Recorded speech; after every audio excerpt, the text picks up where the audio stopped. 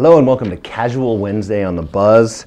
And like the song by Timo-matic, something like that I just heard coming in, I'm about to set it off. Set it off, set. All right, I'm not gonna sing though.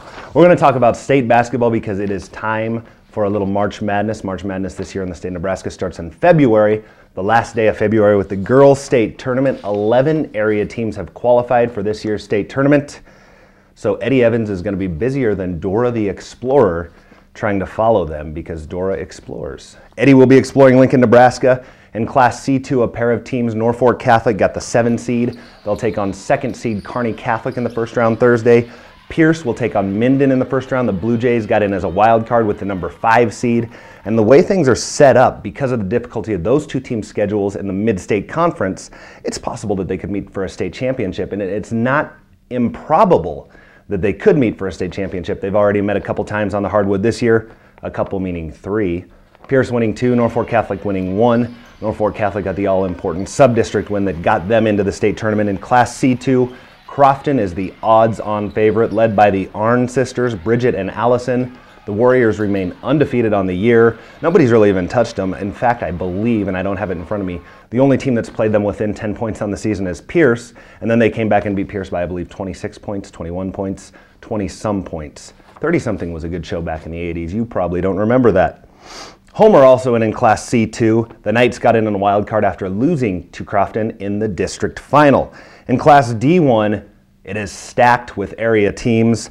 Pender, Guardian Angel Central Catholic, Emerson Hubbard, St. Mary's, 4 of the top 5 seeds. Guardian Angel Central Catholic, the top seed because they, like Pierce, Norfolk Catholic, and Crofton, play in the Mid-State Conference as a D1 team. They got a lot of power points.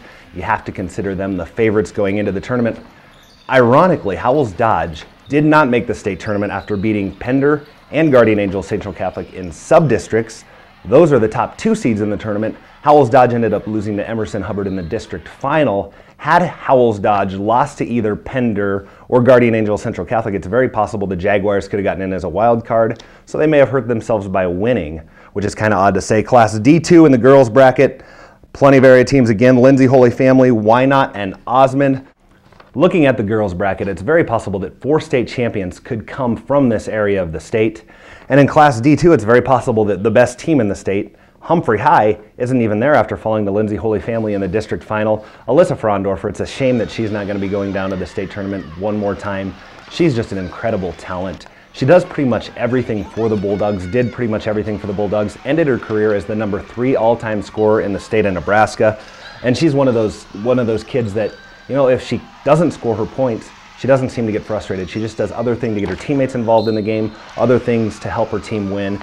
And it is, like I said, it's unfortunate that she's not going to be at the state tournament this year, but there's going to be a lot of talent on display at the girls' state tournament this weekend. And you can look for coverage not only in our newspaper, but you can look for it online. We're going to have video, we're going to have photo galleries, we are going to have stories, brackets, anything you want. Basically, it's a grab bag of state tournament information throughout the weekend at norfolkdailynews.com and in the newspaper. Until next week when we talk about the boys' state tournament, I'm Tom Beamer for The Buzz.